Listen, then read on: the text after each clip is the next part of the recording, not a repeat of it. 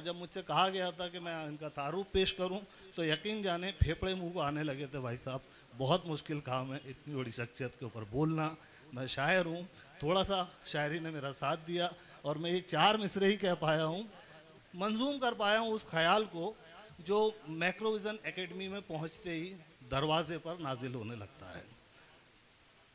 मुलाहजा करें, मर्तबा हासिल करें ऐसा कि मर के रद्द ना हो। मर्तबा हासिल करें ऐसा कि मर के रद्द ना हो। छोड़ दीजिए पद,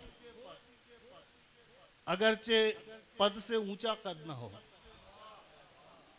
मर्तबा हासिल करें ऐसा कि मर के रद्द ना हो।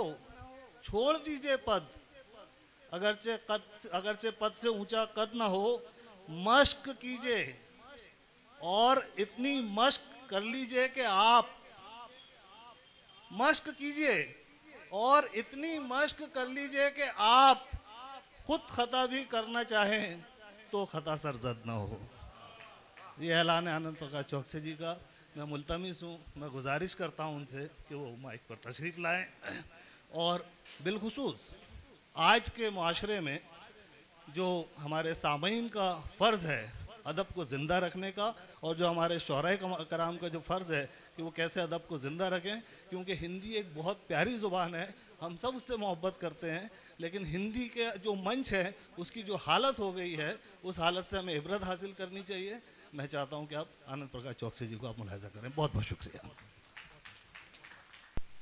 मंच पर जो भी उर्दू लिटरेचर और हिंदी वाले लोग हैं, सबको मैं दिल से सलाम करता हूं, नमस्कार करता हूं। मेरा परिचय ज़्यादा दे दिया गया। मैं बेसिकली शिक्षक हूं। शेर शायरी इसलिए पसंद है कि पूरी परवरिश मुस्लिम दोस्तों और बोहरा दोस्तों के बीच में हुई है। मैं हकीमिया स्कूल का तालिबे इल्म रहा हूं, तो उर्दू के जो मेरे बोलने चालने में भी बहुत निकल जाता है। मुझसे कहा गया था कि जो कवि सम्मेलन और मुशायरे होते हैं उनका स्तर थोड़ा सा नीचे जा रहा है, तो मुझे उस विषय पर कुछ 5-7 मिनट बोलना है। मैं बहुत ज़्यादा समय आपका नहीं लूँगा। देखिए, अक्सर हम किसी 10-20 हिंदू लोगों से मिलो तो वो बोलते हैं हिंदी भाषा खतरे में है। पंजाबियों से मिलो तो वो उनकी खतरे में लगती है, उर्दू वालों को अपनी खतरे में लगती है। ऐसा कुछ भी नहीं है। जब हम बच्चों को पढ़ाते हैं तो समझ में आता है कि जज्बातों का इजहार वो भाषा है। एक तो एक बात और क्लियर रखिए कि भाषा का धर्म से कोई लेना देना नहीं है। अगर मैं भर्राटे से उर्दू भी बोलता हूं, मैं बाय बर्थ हिंदू हूं तो मैं हिंदू हूं। ये माशरे की चीज होती है। जिस इलाके में आप रहते हैं, वो मुस्लिम भाई जो साउथ में रहते हैं वहां की भाषा बोलते हैं, जो गुजरात में रहते हैं वो फर्राटे से गुजराती बोलते हैं, तो उनके गुजराती बोलने से कोई इस्लाम धर्म का कोई संबंध नहीं है। हम जिस इलाके में रहते हैं वहां की जो बोलचाल की भाषा है वो हम बोलते हैं। तो भाषा बेसिकली जज्बातों का इजहार है, और जज्बात आदमी की अपनी प्रॉपर्टी है। और फिलहाल के माहौल में जो ज्यादा हिला है वो जज्बात ही हिल गए, तो फिर वो जो निकलते हैं वो हिंदी में निकलेंगी, इंग्लिश में निकलेंगी, उर्दू में निकलें, गड़बड़ी निकल रहे हैं। तो मेरा मानना है कि हमारे जज्बात सुधरना चाहिए, और जज्बात सुधरने के लिए बंदे का बहुत अच्छा इंसान होना बहुत जरूरी है।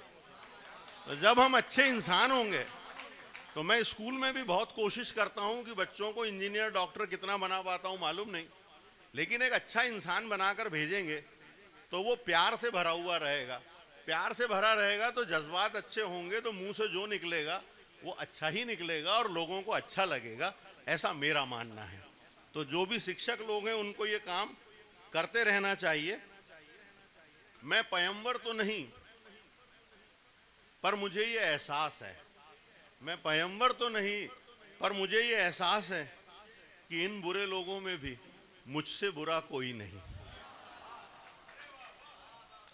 अब ये जो आयोजक होते हैं किसी भी कार्यक्रम के, उनकी जिम्मेदारी होती है कि वो अच्छे पढ़े लिखे लोगों को बुलाएं, और पढ़े लिखे लोगों को बुलाना जैसी उनकी जिम्मेदारी है, तो ये जो दाद देने वाले नीचे बैठते हैं ना, ये भी एक स्तर पे दाद दें और जम के दाद दें। और जो बात बिल्कुल पसंद नहीं आए ना, खामोश हो जाया करो। आपकी खामोशी बता देगी उस व्यक्ति को कि हमारा लेवल क्या है, आप उसको मेंटेन करके चलो बस। हल्की और सब स्टैंडर्ड कोई बात अगर कोई कर रहा है, आप खामोश हो जाइए, क्योंकि वो माइक के पास है, हम नीचे हैं। जब तक अपने लेवल की बात आए तो फिर मजा आता है कि हाँ ये बात हुई। जिंदगी जीने के दो ढंग हैं मेरे हिसाब से। एक होता है कॉम्प्रोमाइज करते जाओ और पब्लिक के हिसाब से हो जाओ। ऐसा करने से आप नेता हो सकते हैं बहुत आसानी से। मेरा अपना मानना है कि जो एजुकेशन से जुड़े हैं, जो डॉक्टर हैं, जो इंजीनियर हैं, जो वकील हैं, जो शायर हैं, इनको अपनी जगह खड़े रहना चाहिए। सामने वाले को वहां तक आना पड़ेगा। अगर गालिब पब्लिक की पसंद का सुनाने लग गए होते तो गालिब नहीं होते। मुंशी प्रेमचंद 2 चप्पल अलग अलग बद्दी वाली पहनते थे। किसी राजा की तारीफ में अगर उन्होंने कुछ लिखना पढ़ना शुरू कर दिया होता तो मुंशी प्रेमचंद नहीं होते। तो हमें अपने लेवल पर खड़े रहना चाहिए, जो हमारा हुनर है। यहाँ बहुत सारे बेमिसाल लोग बैठे हैं, मैं कोई होता नहीं हूँ कि मैं रास्ता दिखाऊं या कोई ऐसी बात करूं। एक और बात होती है कि कोई भी प्रोग्राम पैसों के बिना नहीं होता। तो जो पैसा जिससे ले रहे हैं या जो भी मैनेज कर रहा है, उसको लगता है पब्लिक को मजा आना चाहिए, ऐसा काम मैं करूं। तो भाई पैसा देने के लिए बहुत सारे दूसरे लोग भी बैठे हैं, आप अपना दायरा बढ़ाओ। लेकिन किसी भी कार्यक्रम को, चाहे वो पावर लूम के आवाज के बीच में टीन शेड में हो रहा हो, उसको हम अपने स्तर का कर सकते हैं। हमने भी सोचा है कि ताजमहल देखने कब तक आगरा जाएंगे, तो बुरहानपुर में ताजमहल बनाया और आगरा वाले भी देखने आते हैं। अब कोई भी जो बड़ा शख्स है ना, वो जिंदगी में क्या क्या कर सकता है, मुझे लगता है ये कोई तरीका नहीं है उसके बारे में सोचने का।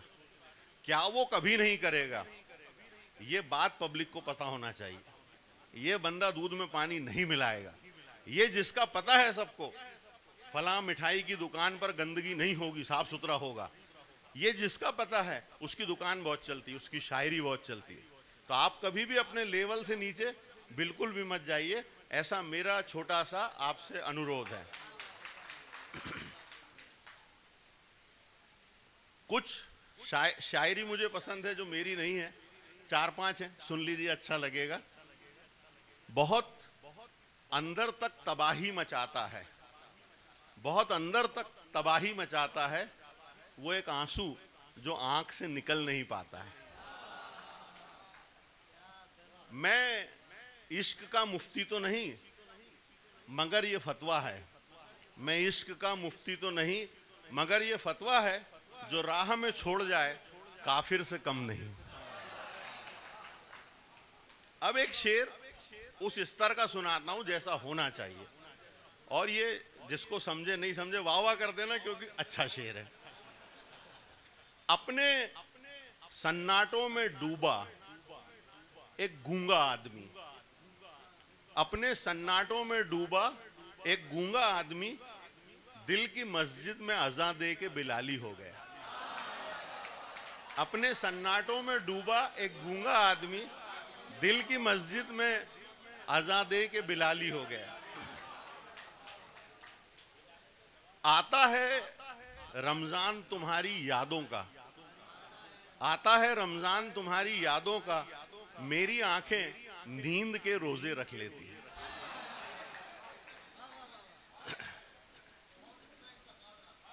कुछ लोग गाकर सुनाते हैं, आप इजाजत दें तो 2-4 लाइन सुना दो। जो बीत गया है वो अब दौर न आएगा, इस दिल में सिवा तेरे कोई और ना आएगा। घर फूंक दिया हमने, अब लाश उठानी है, जिंदगी और कुछ भी नहीं, तेरी मेरी कहा, तुम साथ न दो मेरा, चलना मुझे आता है, हर आग से वाकिफ हूँ, जलना मुझे आता है, तदबीर के हाथों से तकदीर बनानी है, जिंदगी और कुछ भी नहीं। मेरा अनुरोध सबसे, एक फोकट की चीज आपके पास टनों से पड़ी है, बांटते रहो, जितना बांटो उतनी बढ़ती है, वो है मोहब्बत। किसी से प्यार करने में जाता कुछ नहीं है, थोड़ा सा मुस्कुराना है, गले लगाना है, हाथ मिला लेना है। मैं तो इतनी तरक्की कर गया ये फोकट की चीज बांटते बांटते। तो मेरा आपसे भी अनुरोध है कि जो मिल जाए, जहां मिल जाए, जैसा मिल जाए, प्यार कर लो, सलाम कर लो, झुक जाओ, अपना बना लो। मुझे लगता है इससे बड़ा कोई काम दूसरा हो नहीं सकता। निकलता है रोज सूरज यह बताने के लिए, निकलता है रोज सूरज यह बताने के लिए कि उजाले मार देने से रोशनी कम नहीं होती। मोहब्बत में बुरी नीयत से कुछ सोचा नहीं जाता, मोहब्बत में बुरी नीयत से कुछ सोचा नहीं जाता, कहा जाता है उसे बेवफा, समझा नहीं जाता। मुझमें और मेरी किस्मत में यही जंग रही, मुझमें और मेरी किस्मत में यही जंग रही, मैं उसके फैसलों से तंग रहा, वो मेरे हौसलों से दंग रही। एक और 4 लाइन आखिरी सुन लीजिए। तेरे गम को तेरी चाहत की तरह रखा है, तेरे गम को तेरी चाहत की तरह रखा है, इस अमानत को अमानत की तरह रखा है, अपनी गजलों को बचा के रखा है तमाशों से बहुत, क्योंकि हमने इस फन को इबादत की तरह रखा है। तो बस एक ही छोटा सा अनुरोध कि प्यार बांटते रहिए, फैलते रहिए, बिखरते रहिए, जिंदगी का इसी में मजा है। कोविड भी सिखा के गया कि सुबह की गारंटी है नहीं, रात में जो सोया है तो सोने के पहले भी जो आजू बाजू में दिख रहा है उसको हाथ मिला लो, मोहब्बत कर लो। मेरे ख्याल से जिंदगी इतनी है, अस्पताल चलाने के बाद तो ज्यादा समझ में आ गया। तो बहुत बहुत शुक्रिया दिल से आप सभी लोगों का, और बुलाते हैं आप इतने प्यार से, मुझे बहुत बहुत बहुत अच्छा लगता है। ऐसे कार्यक्रम और करते रहिए, मेरे से जो होगा आपके साथ हूँ। ऑल इज वेल अस्पताल आपका अपना है। मैं लगभग 5-6 स्कूलों से और बाकी सब से जो कुछ भी कमाता हूँ उससे लगभग 80 लाख से 1 करोड़ रुपए महीना उस अस्पताल को देता हूँ। तो वो मेरा धंधे की जगह नहीं है, इसलिए मंच से बोल रहा हूँ।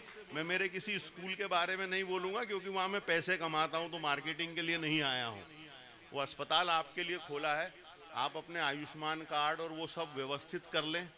जब भी मुसीबत आए आधी रात को पहुँचें, फ़ोन करें, हम आपकी सेवा में हैं। बहुत प्यार से सब करते हैं। आप सबका स्वागत है। Thank you. जैसे मृदुभाषी आनंद प्रकाश चौकसे जी हैं, वैसा ही उनका चरित्र भी है। जो लोग उनके टच में जाते हैं, मैं तो ये कहूँ कि वो कुंदन है और बेशक उनको छू लेने वाला सोना बन जाता है। मुझे अपने बचपन के वो दिन याद हैं कि जब चौकसे जी लाइब्रेरी हमारे लेक्चर हॉल में ट्यूशन दिया करते थे, और हम लोग सब बड़ी हैरत से उनको देखा करते थे। वाकई जो मेहनत उन्होंने की है उसके हम सब भी गवाह हैं। अल्लाह उन्हें और तरक्कियों से नवाजे।